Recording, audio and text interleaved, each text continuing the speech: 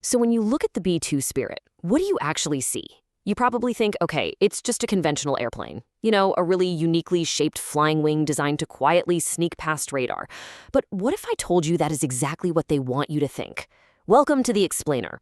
Today we're diving into documents that show the B-2 isn't just a plane. It's actually a highly classified hybrid aerospace platform. And it doesn't just passively deflect radar. It literally hides inside a high-voltage plasma force field. Okay, let's dive into this. Just think about the sheer scale of this machine for a second. We're talking about an aircraft with a wingspan of 172 feet. To put that into perspective, that is practically the length of an entire Boeing 747. So how on earth do you make something that massive completely disappear from the most advanced military sensors on the planet? Well, the answer lies in the mind-bending physics of its true design. To figure out how they pulled this trick off, we really have to compare the narrative the public has been sold against the actual high-tech physics detailed in our source texts. On one hand, you have the public myth, right? The story of basic stealth geometry and some special toxic paint. But on the other side, we have the classified reality, active plasma aerodynamics that fundamentally alter the electromagnetic environment right around the aircraft. Let's look at that accepted cover story. You've got continuous curvature aerodynamics, the elimination of vertical tail fins, radar-absorbent material coatings, or RAM, and scattering incoming radio waves. Since the B-2 was unveiled way back in 1988, mainstream aviation historians have been fed this highly classified, deliberate oversimplification. We're told it achieves near invisibility through that continuous curvature, dropping the tail fins since those act like massive radar reflectors, and slapping on a thick coat of RAM to just scatter the radio waves. But as our sources point out, this is mostly just a geometric distraction. All right, let's strip away the exterior and look at the hardware hidden inside those massive wings. Step 1. The B-2 uses 4 General Electric F-18 engines. But here's the kicker. During flight, they don't just provide mechanical thrust. They act as massive electrical generators. Step 2. They rapidly pump millions of volts of high-frequency alternating current straight into the specialized dielectric leading edges of the wing. And Step 3. These leading edges act like highly charged asymmetrical capacitors. They aggressively strip electrons right out of the ambient nitrogen and oxygen molecules in the air. This isn't just a jet, guys. It's a massive high-voltage machine. So what we're looking at here is a plasma boundary layer, a dense, glowing envelope of ionized atmospheric gas created by extreme corona discharge. Basically, this intense electrical sequence pushes the electric field to its absolute limits, physically tearing the air apart. It wraps the leading edge of the bomber in this luminous plasma cloak. It's literally tearing apart the atmosphere to hide. Now, I know. This is starting to sound like pure science fiction, but our source texts point us to a very real, legally binding document. The U.S. military formally secured these exact physics under U.S. Patent 6527221B1. And check out the title, Plasma Aerodynamics. It was officially granted on March 4, 2003. Let that sink in. They legally patented the ability to wrap an aerospace vehicle in plasma to hide it from radar, and they did it over 2 decades ago. Now, what's really interesting about this slide is the math behind the magic. We're looking at the plasma frequency equation. Back when Soviet air defense systems, specifically the S-200 and S-300, started aggressively advancing into the microwave and X-band spectrums, passive paint just wasn't cutting it anymore. The military desperately needed a platform that could actually manipulate its environment. This specific equation dictates how the plasma sheath acts as the ultimate mathematical shield against those deadly high-frequency radars. Here's how that shield actually works, the mechanics of radar annihilation. You tune the electron density of the plasma sheath. Ensure the sheath frequency exceeds the incoming radar frequency, which causes severe electromagnetic phase cancellation, leading to total wave absorption and nonlinear scattering.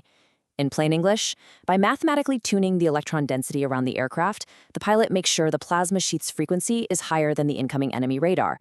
When that radar beam hits the plasma, it doesn't just bounce off. It triggers total wave absorption. The plasma boundary layer actively eats the incoming radar waves. It literally blinds the enemy. And because of this dynamic active shielding, we get this absolute mic drop statistic, 0.1. This massive bomber, with a wingspan almost the size of a 747, registers on an early warning radar screen with a radar cross-section of roughly 0.1 square meters. To put that into perspective for you, that is the exact radar signature of a tiny little bird. This brings us to the monumental shift in aerospace engineering, passive deflection versus active absorption. We aren't just talking about hoping your sharply angled hull bounces a signal harmlessly away into the clouds anymore. We're talking about active absorption. The B-2 achieved its legendary stealth status not by just avoiding the radar medium, but by mathematically absorbing the very medium it's traveling through. It is a total game changer. But believe it or not, eating radar is really only half the story here. As we dig deeper into the explainer documents, we hit a secondary, highly classified function: electrogravitics. The definition here is the generation of directional thrust toward a positive pole via high voltage applied to a highly charged asymmetrical capacitor. This concept actually goes all the way back to 1921 with the discovery of the Biefeld-Brown Effect. Essentially, if you blast a huge high-voltage direct current into an asymmetrical capacitor, it generates a net directional thrust. And our sources indicate the B-2 uses this exact effect for massive drag reduction and active thrust.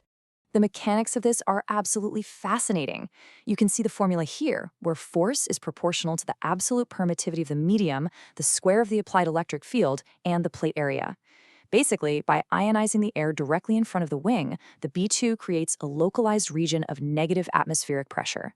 The craft is essentially flying into a partial vacuum of its own creation.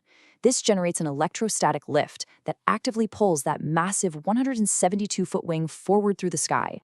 Which brings us to a really fascinating piece of forensic evidence. 6,000 independent aerospace engineers investigating the B-2's performance envelope have repeatedly pointed out a glaring anomaly regarding its unrefueled range. The bomber is officially rated to fly 6,000 nautical miles without needing gas. But, according to the analysis in our source material, flying that massive distance is mathematically inconsistent with the aircraft's fuel capacity and conventional drag profile. Well, unless it's getting some massive electrokinetic assistance, of course. So, let's move to the back of the aircraft and look at the electrokinetic exhaust cycle. The exhaust is actively cooled, mixed with chlorofluorocarbon, or CFC derivatives, which alters the dielectric constant of the exhaust, and then it's routed over the negatively charged trailing edge. It's a brilliant closed loop. To hide its thermal signature, the B-2 cools its exhaust and mixes it with those CFCs, turning it highly conductive. By routing it over the trailing edge, it completes this massive electrokinetic circuit. It completely eliminates visible heat plumes while dropping aerodynamic drag. When you put the whole shebang together, the narrative shifts entirely. As the source text boldly puts it, the B-2 is not the pinnacle of stealth. It is the missing link between human aviation and the extraterrestrial architecture. Wow! The B-2 basically served as the ultimate proof of concept. It was this transitional bridge proving that the aerospace syndicate could use high-voltage plasma to absorb radar and manipulate drag. It literally paved the way for fully non-aerodynamic, non-Newtonian platforms, like the rumored TR-3B. Which leaves us with a deeply unsettling question to end on. If they weaponized plasma equations and electrogravitics in 1988, what impossible physics are they hiding in the sky today? We've just been looking at unclassified patents and physics operationalized in the late 1980s. If the military-industrial complex figured out how to use plasma frequencies to completely hide a 172-foot bomber back then, seriously, what on earth are they flying right now?